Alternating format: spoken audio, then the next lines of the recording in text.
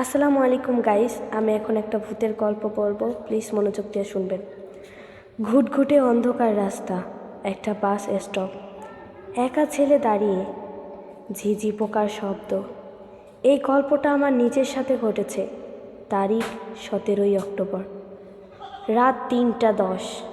যদি সাহস থাকে তাহলে পুরোটা শোনেন। ফোনে 3% চার্জ, চারপাশে কিছুই নাই, দূরে বাসের লাইট। ঢাকা থেকে বাড়ি ফিরতেছিলাম, লাস্ট বাস মিস করেছি। হঠাৎ একটা পুরানো বাস এসে থামলো, নাম লেখা স্বপ্নচূড়া। কন্ডাক্টর ডাক দিল, আসেন ভাই, সিট খালি আছে। আশেপাশে কোনো মানুষ নাই, তবুও উঠে পড়লাম। বাসের ভেতর 4-5 জন যাত্রী, সবাই চুপ, মুখ ঢাকা। বাস ছাড়ার পর খেয়াল করলাম সবার পা উল্টো দিকে, কেউ কথা বলে না। আমি সামনের সিটে তাকালাম, একটা মেয়ে বসে আছে, সাদা শাড়ি, চুল দিয়ে মুখ ঢাকা।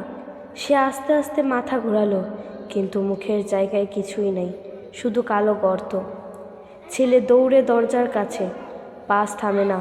আমি চিৎকার করে বললাম, বাস থামান। ড্রাইভার পিছনে তাকালো, ওর চোখ নাই। সব যাত্রী একসাথে হাসা শুরু করলো। সেই হাসির শব্দ আমার কানে এখনও বাজে। হঠাৎ বাসটা ব্রেক করলো, আমি ছিটকে বাইরে পড়ে গেলাম। সকাল, ছেলেটা রাস্তার পাশে অজ্ঞান। পুলিশ আসছে।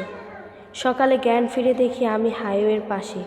পুলিশ বলল, এই রাস্তায় 5 বছর আগে রাত 3টায় বাস অ্যাক্সিডেন্ট করেছিল, 40 জন মারা গেছিল।